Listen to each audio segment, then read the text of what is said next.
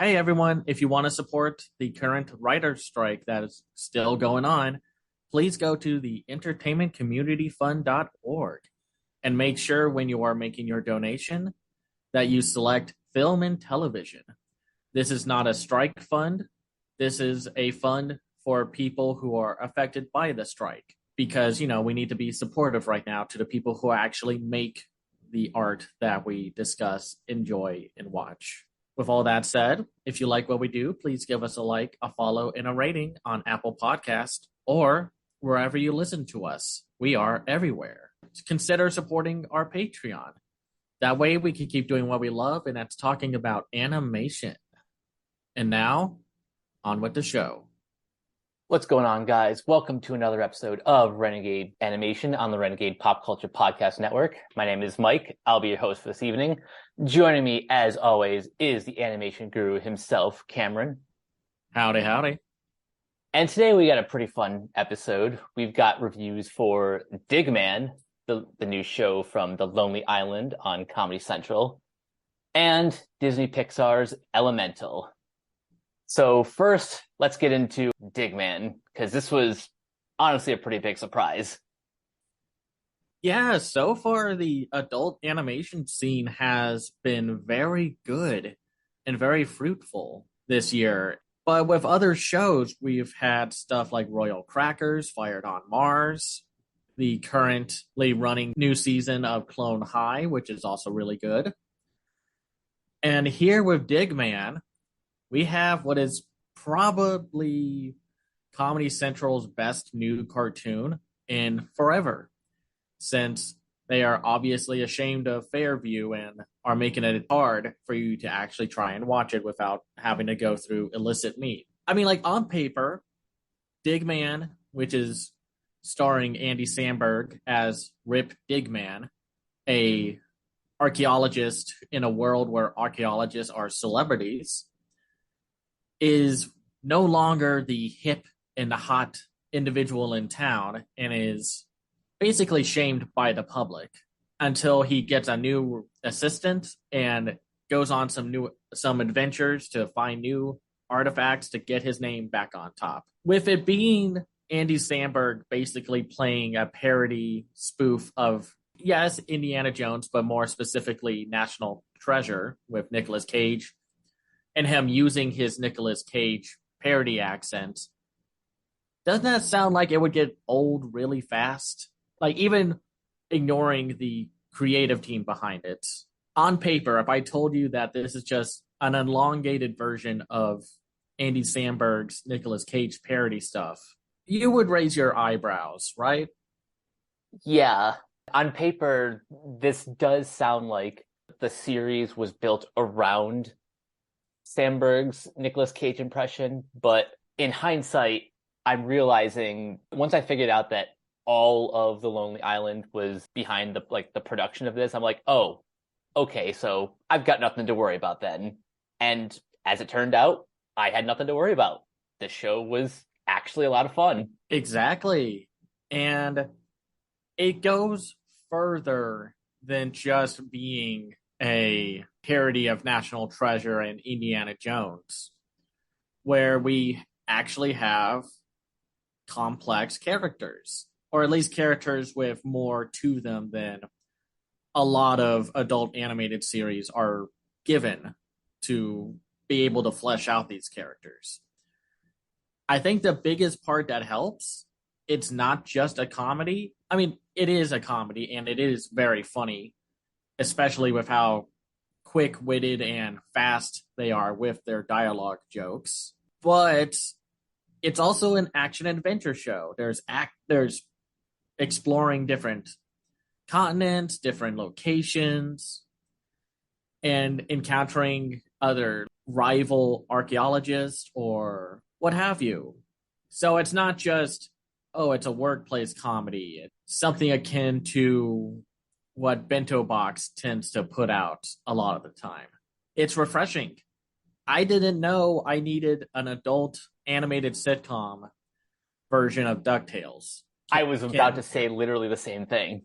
It just shows how much it helps to actually stand out and to let your production team expand on a concept or something like that, because we can have our subjective opinions on like what are good and bad shows. Everyone's on the same page. They want to make a good show, and who knows how the end result is going to turn once you see episode one. I was just amazed, and not just because this is also produced and made by Titmouse with the animation looking super vibrant and the characters not having to fall back into that Brickleberry, Paradise PD, pseudo Family Guy look. Mm-hmm. The characters actually look interesting, or they have like a very distinct cartoony nature to them. Everyone in this core cast of characters, they all have unique designs that like pretty much perfectly embody their personalities. Andy Samberg's Rip Digman looks exactly how you think a parody of Nicolas Cage's character from The National Treasure is. But then you've got others like Tim Meadows plays Quail Egan, the sort of the billionaire among all of the archaeologists. And then you have Tim Robinson, who plays Swooper, who probably is one of my favorite characters in the show because he's just so outrageous. I mean, when you got Tim Robinson, expect an outrageous performance. Indeed. And we also have a Clone High alumni with Mitra Johari, who voices Saltine, as the current voice for Cleopatra during this new season of Clone High. And then when we get to other actors that are in the main cast, we have like Dale Souls, who plays Agatha, Rip's secretary, who we saw last time in Lightyear. And then we have Melissa Fumero, another Brooklyn Nine-Nine alumni, alongside Andy Samberg and a few others that are in this show as well, as Rip Digman's, well, currently deceased, or as the world thinks, wife. We'll get into that in a moment. And then we have Guz Khan, who plays Zane Troy, the former assistant and now current rival, who, yeah, he's a smarmy, smug individual, but he's also sometimes not the most aware person at times. Like when Tim Meadows' Quail is just like, and I have the perfect spokesman to sell God. Like a sexy British individual. And Zane is just kind of like standing there like a deer in headlights. And then Quail is like, it's you. Oh, nice. And then for guests, I mean, Andy, the Lonely Island Boys, and I'm sure Titmouse, well, just everyone involved, basically pulled all the punches with making sure to get as many big names as possible. You have Harley Gillen as High Score, the little kid that holds the entire archaeologist gala hostage. Then Maya Rudolph voices the AI godlike entity, God, Gawd. Then we have like Claudia O'Doherty, Jason Schwartzman as Roberto, Joe Lo Truglio as Kale Caesar. Kale Caesar was such a fun little side character, just like a parody of crime bosses from that part of the world. Oh yeah, he was a lot of fun. Jane Lynch as Amelia Earhart. I mean, you'll have to watch the episode to see how that works. Kyle Mooney, Daniel Radcliffe as Sebastian, Edgar Wright, Lauren Lapkus, and like Clancy Brown, David Kaye, Maurice Lamar, Neil Campbell. They got a lot of people for this show, and it works for the most part. And it's thrilling, it's funny, and it's heartfelt because, yeah, Rip Digman is a washed up adventurer archaeologist, but he does care about Saltine and his friend. And you understand why he's looking for the Holy Grail, why he would keep that a secret, even though it backfires on him in, I think, episode 7 when it's revealed. And I think one of my favorite episodes was, what was it? The Mile High Club, where they encounter Amelia Earhart and her airborne colony And we get to see more about Agatha, Rip's secretary.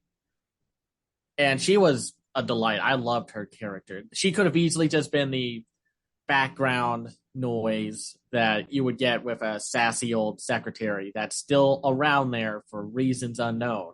Just jumping off what you said about each of these characters, I like how every one of the main four are given as much time to shine as Rip himself. This episode is kind of perfect for Agatha. It's like an Agatha and a Swooper episode because you get to learn a little bit about Swooper and his disconnect with his child. And no, it's not because Swooper's a terrible dad. It's the reverse of the son being 10 years old, but is able to teach as a professor in college, who is a neglectful son, never has time to connect with his dad. That was a very interesting twist. It doesn't make sense, but it's friggin' hilarious. I also love the episode where they accidentally destroy the Ten Commandments. Well, it reminds me of that History of the World Part 1 joke where Mel Brooks, where he's just like, where he plays Moses, and he's like, okay, everyone, we have 15 commandments here. And it's all etched in, and then one of them drops. And he's like, now we have 10 commandments. And the fact that they go all the way to find a secret Yeti village, only for it to be revealed that the main Yeti village, where the leader is voiced by Clancy Brown, are anti-abortionists. The twist that this show takes to catch you off guard with its comedy is delightful. You can tell that this team knew what they were doing and planned out how the humor was going to be executed. I described the first 5 minutes of the pilot as just punching you in the face with jokes, because they go on a pretty like immediate stretch of just like every second there's like a new joke that just hits you. That's kind of the rapid pace of the show, but it does still slow down for certain character beats. If you're wondering what kind of humor it is, it's definitely got some physical comedy. It has some parody gags like Swooper doing a whole gondola training sequence in the vein of Top Gun. But it's definitely dialogue driven, where they'll just constantly throw jokes at you through what the characters say to one another. And that helps when Neil Campbell and Paul Rust, who are, well known for Comedy Bang Bang and Brooklyn Nine-Nine, are creative with their humor. Because if you've seen Brooklyn Nine-Nine, very funny show. And I mean, I just don't have much else to say. It was just like a good 8 episodes. The animation was stylized and full of vigor and action. And the theme song music by Trevor Rabin, what a cool, epic theme to have. A lot of times, and you hear this throughout a lot of animation production, like people will say, yeah, we had a theme song, but we had to cut it out because they want you to keep watching the show no matter what. And that means like skipping through the opening. Unless I just do not like the opening, I don't mind sitting through them. I like the opening sequence of this. I love how towards the end, you actually get to see the characters like actually playing the theme. It's so good. Again, with the comparison to DuckTales, it's like, here's this epic DuckTales style theme song for a very silly show. And not that the rest of the music was not as memorable by Matthew Compton, but that theme song, in a world where we are getting like fewer and fewer theme songs, I'm so happy that we got one that's just catchy as heck. This is one of those shows that makes you fall in love with animation again, because it's like, oh, here's an adult animated comedy series. Who knows how this will turn out? And then you watch it and it's just like, oh man, that was fun on a bun. Yeah, it's currently only has 8 episodes and it's getting renewed for a second season, which I'm so happy to hear that, because I think Comedy Central is very much in a state of our channel is dying and we need to make other shows. Like actually spend the money to make other shows. Cable in general is in kind of a state of limbo right now. So any success story like this is definitely good to hear. Cable and now streaming are very much in a weird, awkward tango because streaming was like, we're going to take you over and everyone's going to cut the cord. And then this year and last year, we're finally seeing the streaming bubble pop. And now everyone's like, well, I guess we now have to find a symbiotic relationship to make this work. I mean, granted, it's a little frustrating that Digman is not available on Paramount Plus, which you think it would be because it's a Comedy Central show and Comedy Central has all their stuff on Paramount Plus. But I assume it's going to show up there at some point in the next month or so. We'll have to see. I'm not sure exactly what is holding them back. Maybe some like rights, but I'm sure they'll figure all of that out eventually. Oh, I'm sure it's some copyright stuff and something in our contract saying, hey, don't just shove our stuff onto your streaming service. Give us time and soak in some of those on demand numbers and airtime numbers. So we'll just have to see, but I'm absolutely down for more Digman. It seems to be going into a more story driven point, but we'll have to see. It ends on a cliffhanger. And now we talk about what shouldn't have been one of the most exhausting films to talk about. And this is saying something because we are recording this the day after the opening weekend of so many movies. So many movies that have a lot of baggage connected to them. Since we are going to talk about Elemental, the new Pixar Disney film well, before we get to that, let's talk about the short that played with Carl's date. I'm going to just assume last Up related short. And one of the last projects where we get to hear the late, great Ed Asner as Carl. This was sweet. We talked about Doug Day's previous episode. This is like one of those kind of stray segments of that little series, but this is just a really sweet little short about Carl finally getting over Ellie, but giving himself the opportunity to find love again. And it's also funny timing with the release of this short because there was a subplot in the second season, well, now the final season of Human Resources, the spinoff to Big Mouth, that was literally about a character dealing with the loss of his wife and letting all of that go to start living again, to start dating again, and what have you, and the conflict of interest between him and his daughter, where his daughter feels like he's betraying his wife and her mother because of him wanting to date again. And here, that's Carl's arc, basically, throughout this whole short, where he's stressed out about not knowing how to feel about a date because Ellie was his one and true love. And it's sweet to see him stress himself out and overthink the situation of just like, hey, you're not abandoning Ellie. You're not betraying her trust or anything. Life goes on and you deserve to find happiness, to have closure with that thought. And I do wish we got to see the woman in question that Carl is so worried about this whole date thing with. I like the premise. I just wish they either showed us significant other in question.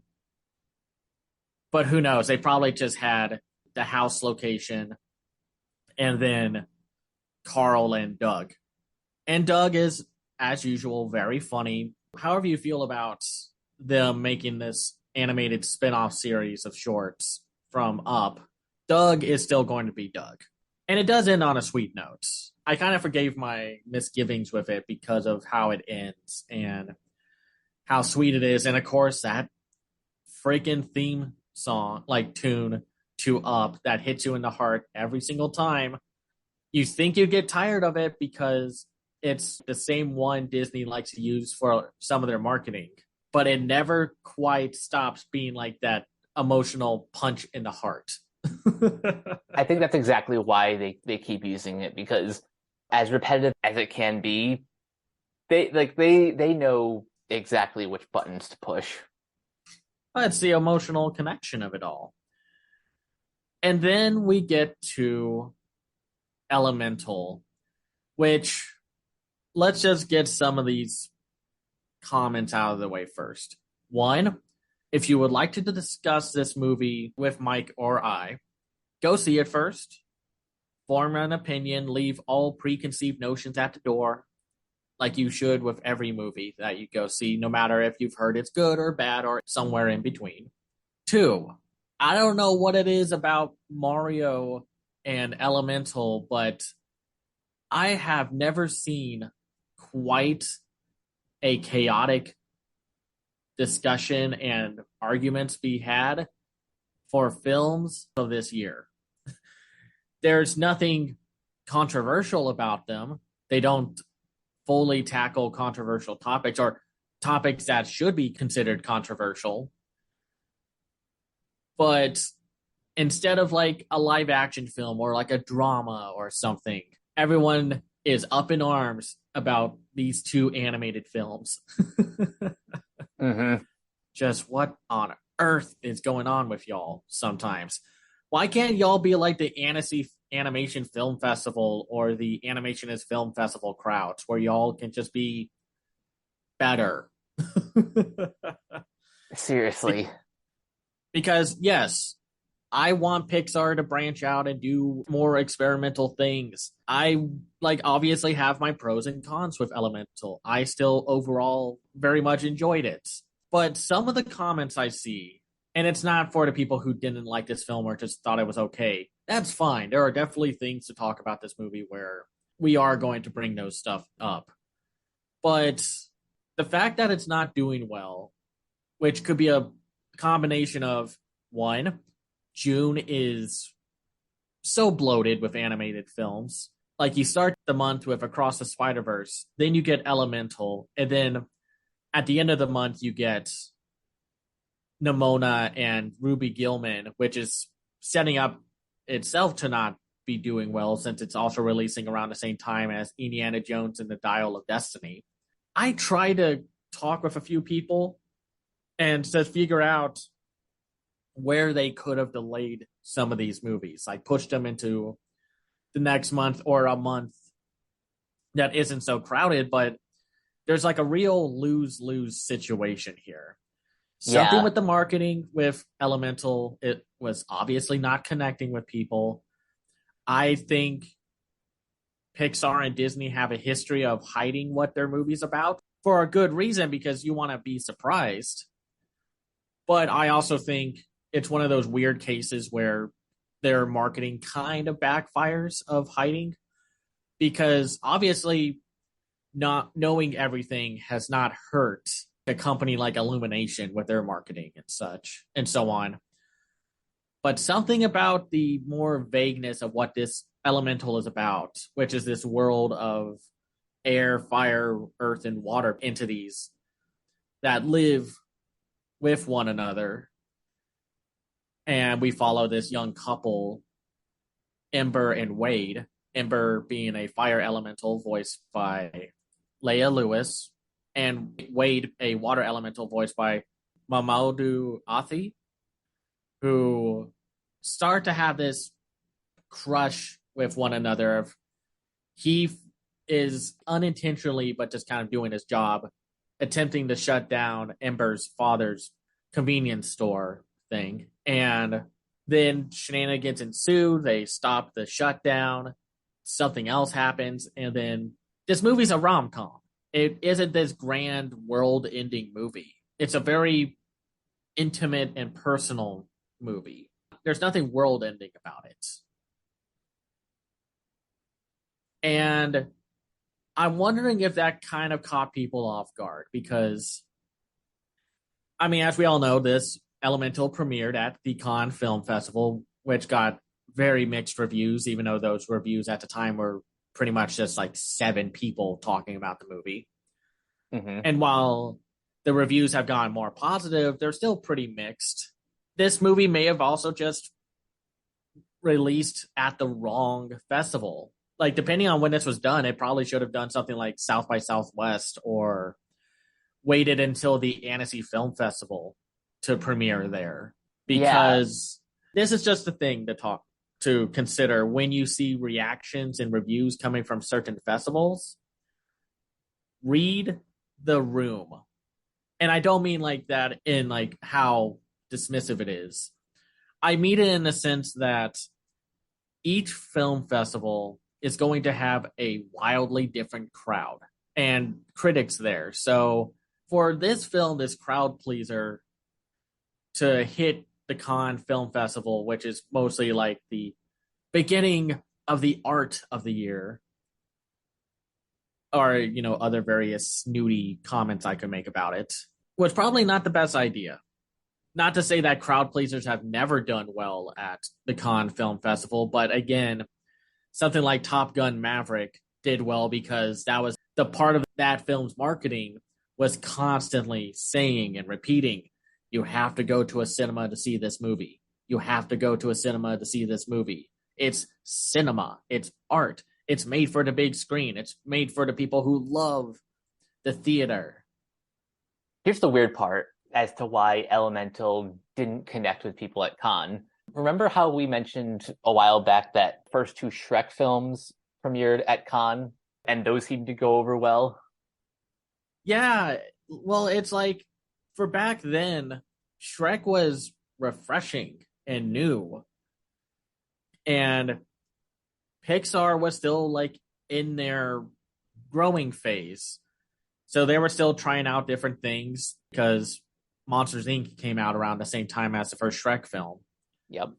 And there's also just the fact that Disney has basically trained everyone to not go see their movies in theaters, or at least see a few of them. But it's mostly this thing will show up in a few months on Disney Plus. You can wait until then, which is frustrating as heck because none of the directors wanted to put their movies on Disney Plus, but for some reason Pixar was the scapegoat of, oh, we don't have enough content for Disney Plus. Let's throw Soul, let's throw Luca, let's throw Turning Red on there. And by that point, everyone's just like, well, why are you releasing Lightyear in theaters?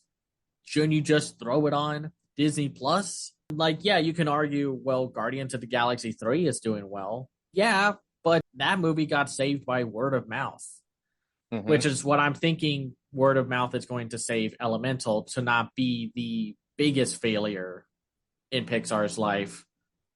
But the fact that it's not doing well is due to a multitude of reasons and not just has to do with the movie quality itself. That's pretty much why I think its opening weekend was lackluster, but why I'm pretty confident that it should have a pretty decent hold in the next couple weeks.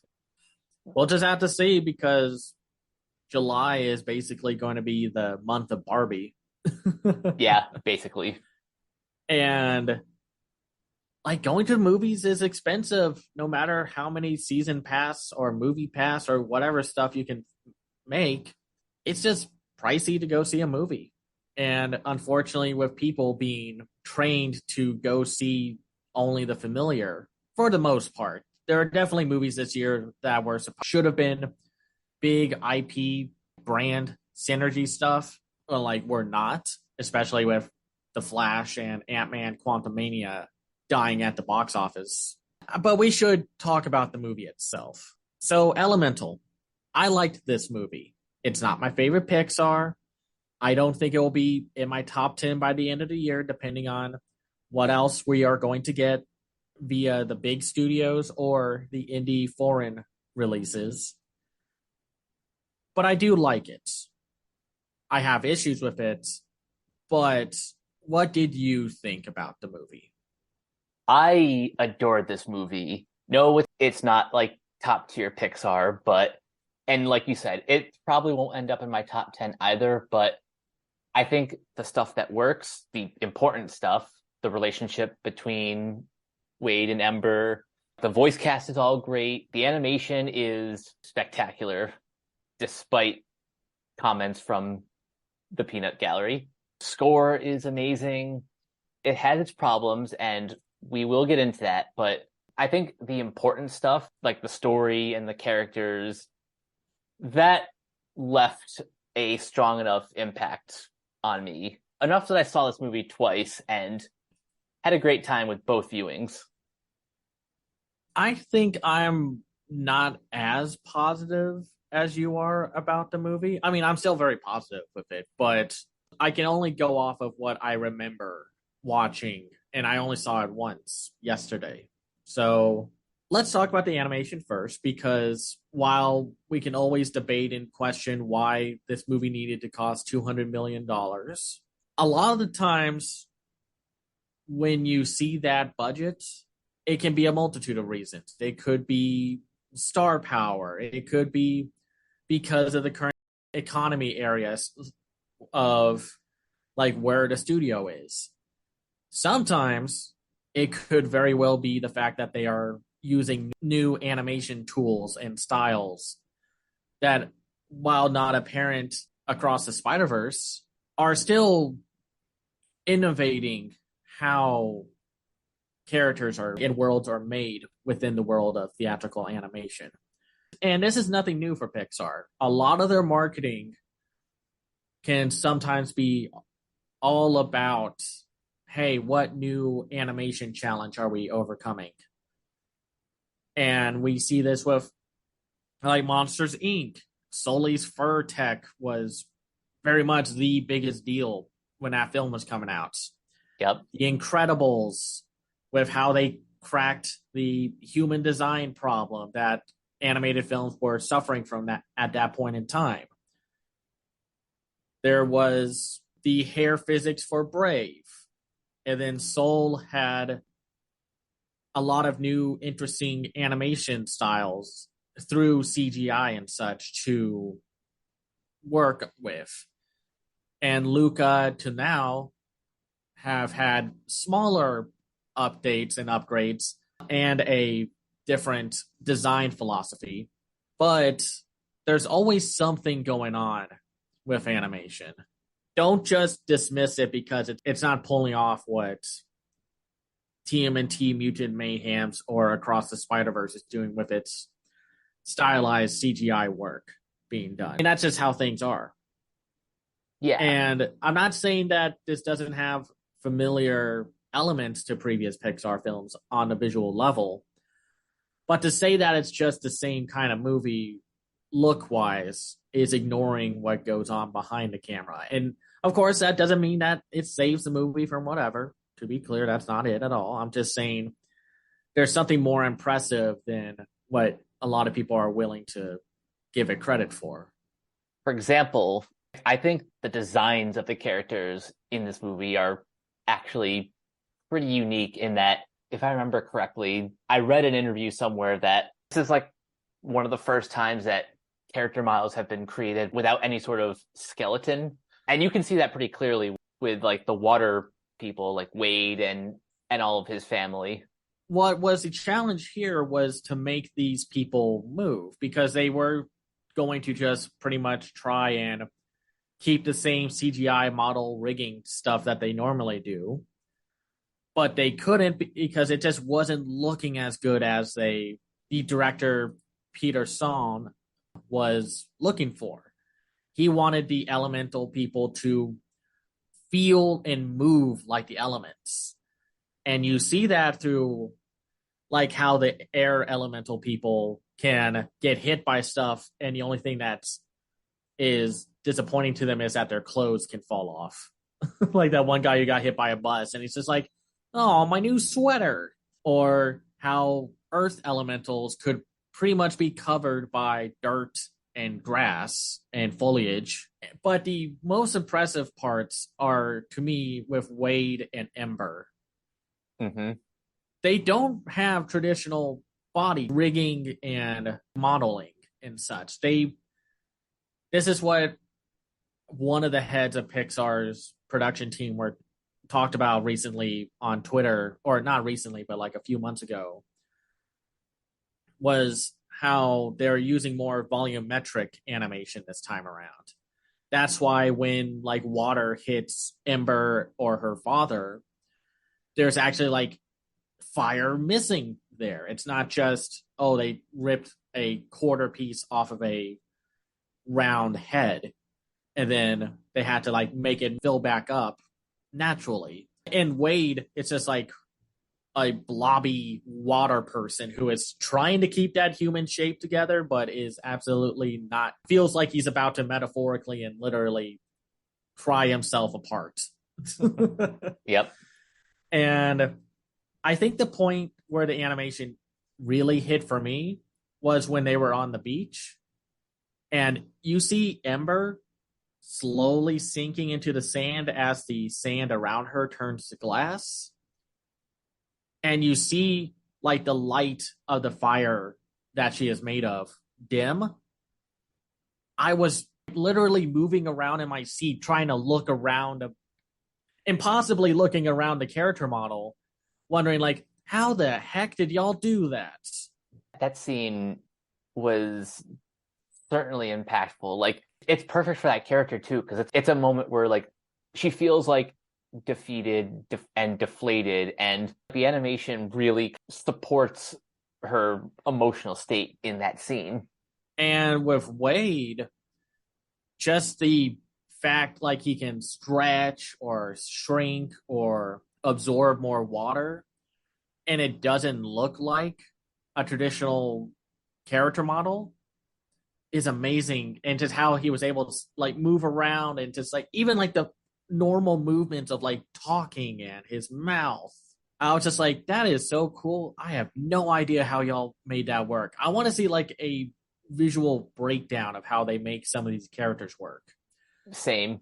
I will say the earth elementals weren't as impressive as the others, but I liked how they committed to the bit for the most part for every elemental. I think another animation moment that really got me was when they were playing the crying game, which the exact opposite of making someone cry, you try not to cry. When Wade confesses to Ember and you see that kind of moment where it looks like there's, how to explain it, like this lovely 2D glow around the characters. Oh, yeah, yeah. I know what you're referring to. It's like I wish the movie looked more like that in some regards, because a lot of the like texture work and physics and what have you are definitely mostly the same stuff, even though again, like I've said, there's still plenty of innovation and growing and upgrading tools and technology and so that's used for these films. And then we get to the world building. And a lot of this was based off of Peter Sohn's history and growing up as an immigrant to the States and how his family had to deal with discrimination, xenophobia, and the challenges of building up a life in a new country when there's just so much that can be put against you because of your race. You could see that definitely here with how fire people are treated, but the problem for me comes with how they execute it. It's not that it's too subtle or something. It's very blunt with what the discrimination on display with certain characters and certain moments. Like with the when Ember went to see Wade's family and such, there's Harold, the uncle, who says, it's like you speak so fluently. And it's just like, wow. Yeah, that's Like he didn't mean anything by it, but it's just, the ignorance on display. It's that microaggression that like you don't really recognize is wrong, but it's just kind of something that just like comes out of you. And Ember definitely bites back at that, saying, like, well, yeah, we both speak the same language for most of our lives. Like, my problem isn't the fact that it wants to tackle racism. There are a lot of Pixar and Disney films that do tackle discrimination, especially with films like Zootopia and what have you. The problem is the film Elementals metaphor also wants to be about emotion. Like, Wade is a water elemental, so that means he's free flowing and is very open to being honest and upfront with people. Where Ember, fire, is rage and anger. And she literally changes her flame depending on her mood and her emotions. You think they were mixing metaphors a little too much? Yes, I think they should have picked one or the other. Or this movie needed another year to make sure this worked, because the current state of how many films come out every year from Pixar or Disney, where they, switch out either two Pixar films, two Disney films, or two Disney films, one Pixar film, or the case with this year, one Pixar film and one Disney film. I think the R&D and the pre-production are getting hurt. Or maybe there's just something I'm missing from how they wanted to portray discrimination and emotion. But I think it worked more for emotions than the discrimination angle. But that's also because Disney is not going to pull The Hate You Give or a Black Klansman out of their hats, per se. They're not going to actually dive into the systemic issues, because they don't want to alienate everyone. They want everyone to still think they're the friendly, happy family company. That's always been the problem with trying to please everyone. You end up offending someone. Because I've seen people talk about this. This is usually the biggest hang up people have. It's like, either be about emotions or about the race angle. Don't try to be both, or you needed to do better with trying to be both, because the xenophobia angle becomes like text, but then subtext, and then alludes to those kind of thoughts and commentary. What also doesn't help is that Elemental's world is, I'm not going to say it's badly put together. I think for the world itself is very creative. It's the cultural aspects of how they want to portray the different elements. Because this is another thing about Disney. I didn't start noticing this until Raya and the Last Dragon, where they like to do a little hot pot where they put every culture in. And once again, I've talked to a few critics about this, where I was not very sure what angle they were going for, unless they were just going for a universal angle of like discrimination and such. But you can tell from the fire elemental cultures that there's very much multiple different cultures at play. And I don't think that helps with the world building all that much. Seems a bit too vague, at least with like the fire people, because I'm a little bit familiar with Peter Sohn's background. You could interpret them as probably more predominantly Korean, but also just vaguely Asian in some regards.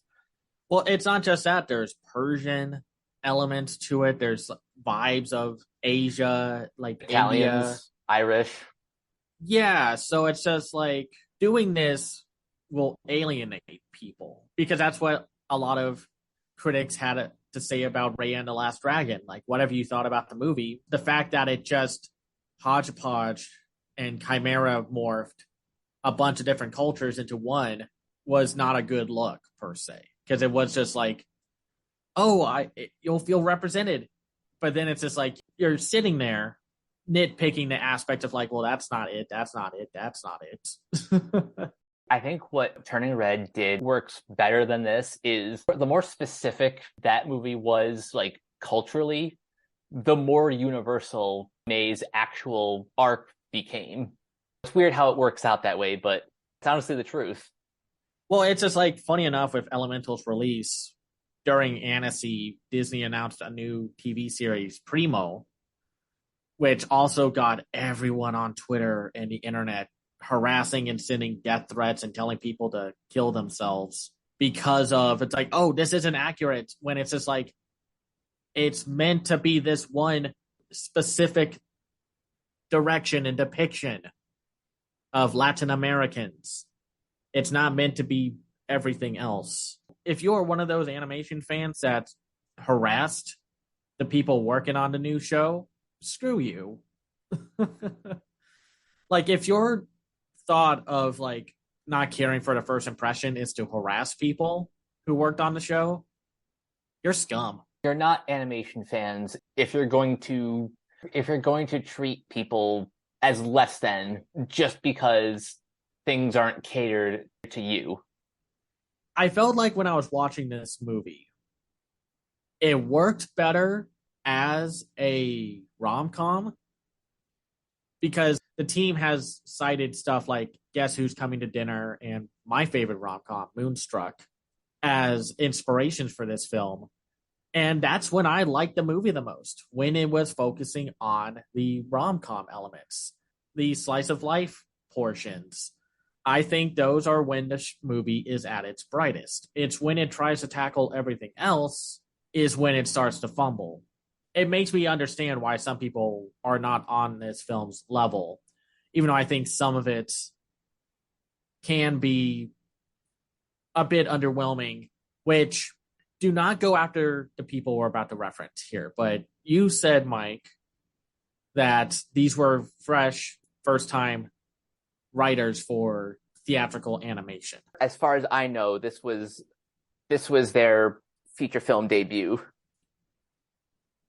And that makes sense. Listen, writing a movie is hard. You spend 4 or so years making one of these movies, and you probably won't notice the situation at hand until you actually see it. And it's just like, oh, I would have done that differently, or something like that. I mean, that's happened before. What was it? That Lego Ninjago movie that came out in 2017? Yep. Like, first time people working on that film. And yeah, the film wasn't all that strong. But even with whether they're new people or veteran, the execution here wasn't as good as I felt like it could have been. But that's just me. Depending on who you follow on Twitter, like in the critic circles, some will just be like, oh, it's fine. But others will be like, I feel seen and I connected with this movie on a deeply, deeply emotional level.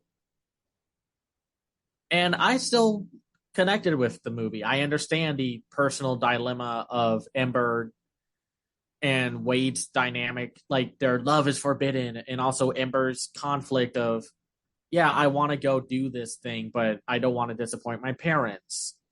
And how everything in the world can be solved if you just communicate, which a lot of times these characters don't do. I mean, that's just because if they did, we'd have no movie. Drama. Exactly. But the writing to me was the weakest part, even though there are some moments that are just really good. But I mean, like, what other aspects did you like about this movie? Since you were the one to see it twice, you still have like a fresher perspective about it. I will say most of the stuff that I liked are the relationships. We talked enough about the romance between Ember and Wade, but I also really enjoyed the relationship that Ember had with her parents, specifically how much Ember looked up to her father, how she thought for the longest time that her dream was to take over the shop, but getting to experience life outside of her bubble kind of made her realize she had other ambitions and that she spent too long focusing on everyone else and not herself. And I think that's something that a lot of us can relate to. Exactly. And the voice cast also pulls off some great performances. I loved Leia and Mamoudou's performances. I thought they worked off each other very well. And I liked Ronnie Del Carmen as Bernie Lumen, the father figure. And I liked Shyla Omi, who was Cinder Lumen, the mother. By the way, I love the little detail of the fire elementals where it looks like their eyes were 2D animated. And Yeah, like they took the aspect of the Spider-Verse movies where they draw 2D on the CGI bodies. But here it's like the eyes and the mouths were 2D, which they weren't. You can tell that it was still CGI, but just the way that they were designed looked like 2D on CGI models. And we also have like Wendy McClendon Covey as Gale Cumulus as the one major air elemental in a film. Brooke Ripple, Wade's mom, is voiced by Catherine O'Hara, and I thought she did a delightful, very motherly performance. she was a riot. And Mason Wertheimer, who plays Claude, the little Earth Elemental kid, I don't know what his point in the movie was.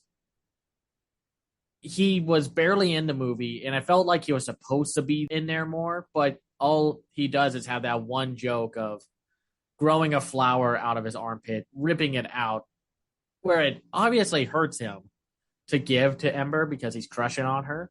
But like I thought he did a good job for that role. Harold is the uncle is voiced by Ronabir Lahiri. We have Wilma Bonnet. Joe Pera plays Fern Grouchwood, the Nick Offerman looking Earth elemental, who sits in that tiny, cramped office space, who has the most unenergized performance of the cast, but on purpose. Mm-hmm.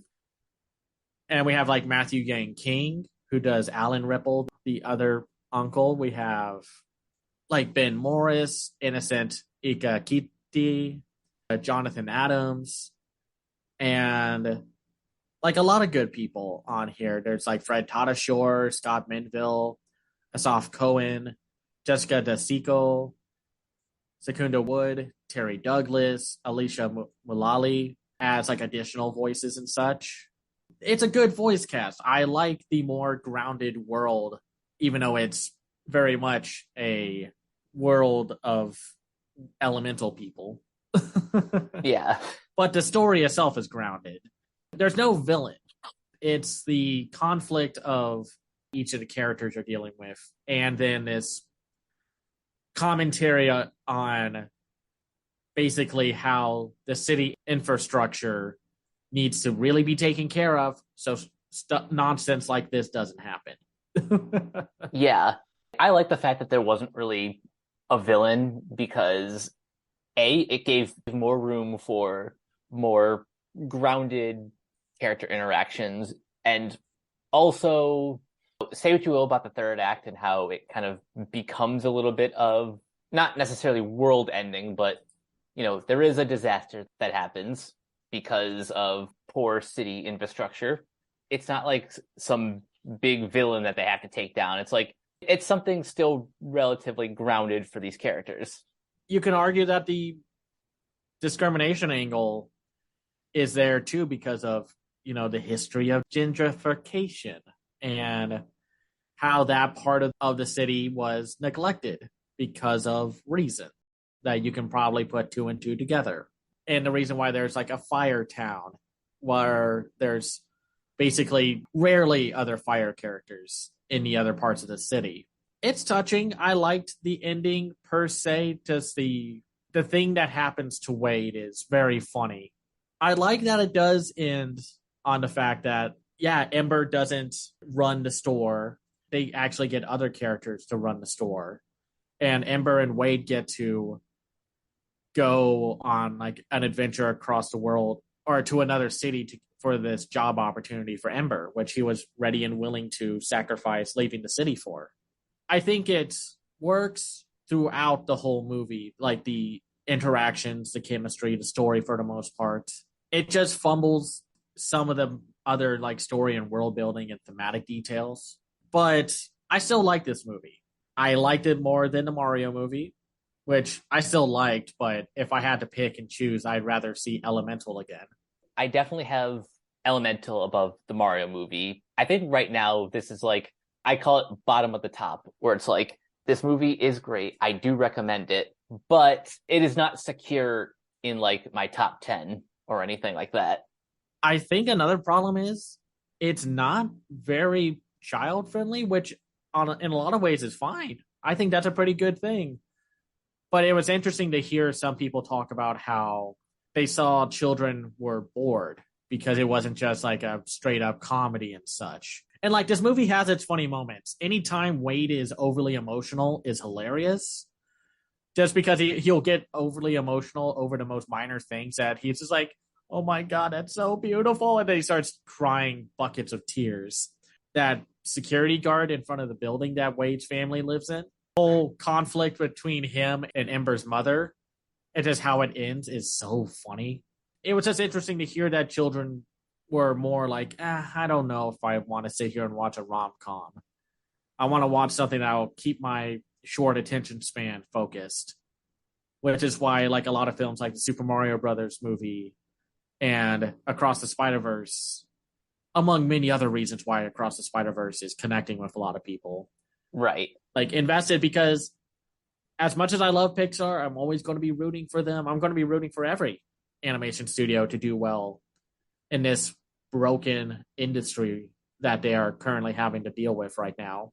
But they are not the big dog in the park anymore. And other studios are aware of this and are stepping up their game. And being just good, unfortunately, is not good enough. Yeah. And to repeat something I said on Twitter earlier, when it comes to original films, I think what audiences are starting to figure out now is that just being original isn't enough anymore. You have to come out swinging with a strong creative vision and the guts to pull it off. Now, I don't know if Disney has it in them to do something like this, but Everything Everywhere All at Once from last year is probably one of the best examples of exactly what I described. An original movie that had a very strong creative vision that audiences connected with pretty much from the moment it premiered in theaters to right up until award season. More so than most, you need to have a good story. That's why people have dropped off of the Marvel films. The storytelling isn't that great. And that's why people returned for Across the Spider-Verse and Guardians of the Galaxy Volume 3. Because they were pulled in by the stories. Because they were compelling, heartfelt, heartbreaking. Some people may just find Elemental not a very compelling film on top of everything else of like Disney telling people that it's okay to not go to the theaters for our films anymore, which is a very big mistake. It's a shame. I do recommend watching this movie, but I understand if you want to wait to go see it. I just want it to do well so Pixar isn't having to kick anyone else off the company because, I mean, let's just be honest here. It sucks that Disney is having to lay off so many people, including the guy who directed Lightyear, when it's like, it's not his fault. Well, it's not all their faults. Like these higher ups screwed over the name and quality of Pixar. And I think it is time to let Pete Docter or whoever to take full reign and say, hey, we're going to go a little further. We might alienate some audiences, but we will probably get more people to connect with our movies. The last thing I want would be for Pixar, or I guess the top brass at Disney, to learn the wrong lesson from Elemental's underperformance. Yeah, because I mean the whole industry is built off of lessons like that where they're like, oh, we're going to do what they did, but do none of the things that actually made it work. It's like, oh, they used this piece of technology, so that means people will go see our movie because we use that piece of technology. And it's like, no, that's not what's going to work. People come for stories. That's why people dropped off of Disney during the early to mid 2000s because their storytelling game was not up to par. That's why people turned to Pixar. And DreamWorks, while not making consistently good movies, were offering something that Disney was not able to provide, with the rare exception, of course, but still. We just live in a tumultuous, tough time right now of everyone needs to step up their game, but the companies need to let these people, let these teams craft these incredible experiences. Like even Puss in Boots: The Last Wish, it's based off of a sequel of a long-running franchise that hadn't had a new movie in almost 2 decades, and then won people over because not just because of the animation, but because of the story. Spider Verse literally broke the wall down to say, hey, you don't need to make traditional movies anymore. I hope Elemental still does well. I still recommend it, but that's really all I have to say. Like, go see it if you want. I hope more people do. And definitely get like the art book and such. I think reading the art books for these films help bring more context to see what they were going for with these movies, even Yeah. if the end product doesn't turn out as well. If you want to know more about what went on behind the scenes, definitely pick up the art book, listen or watch as many interviews as you can find. If there is a like sort of behind the scenes documentary for this movie, I would love to check it out. Yeah, as long as that documentary isn't like combed over by Disney because they're like, oh, we don't want people to know that. Kind of like how what happened with the what was it called? The Hot Box documentary about the original vision of what then became the Emperor's New Groove. Oh, yep. Because like Disney does not want you to see that documentary, but it's the internet. It's going to be around no matter what you try. Go to see this movie if you want to see it. We both are at least fairly positive, and just make up your own mind. Yeah, I mean, like, if you disagree with us, cool. If you agree with us, cool. Just go see the movie. That's basically my big thing of you need to go see the movie or watch the show to have an opinion or a conversation about it. I don't want to hear preconceived notions or you basing your opinion off of what someone else said. Exactly. That's it for this episode. Next time, we'll have to see what happens because we're kind of stuck in a in-between area of some shows that are wrapping up, but they don't have all their episodes out yet. And Nimona and Ruby Gilman will not be out until the 30th. We'll come up with something. But Yeah. until then, Cameron, where can everyone find you online? You can find me on Twitter at Cam's Eye View. Hopefully other social media platforms, but I'll make sure to let y'all know. I have a website called camseyeview.biz where I review animated films and shows from around the world called The Other Side of Animation. I also have a Patreon at patreon.com/camseyeview. That's where you can find me. And you guys can find me on Twitter and various social media at Captain K42. You can check out my quick thoughts on letterboxd.com/Coach K42. You can follow Renegade Pop Culture on Facebook and Twitter at Ren Pop Culture. You can also find us on YouTube, on Podchaser. Subscribe to our Patreon at patreon.com/Renegade Pop Culture. Listen to all of our podcasts on Spotify, Apple Podcasts, etc. And last but not least, everything can be found at renegadepopculture.com. Need an escape? So do we. That'll do it for this episode of Renegade Animation. We will catch you guys later. Peace out.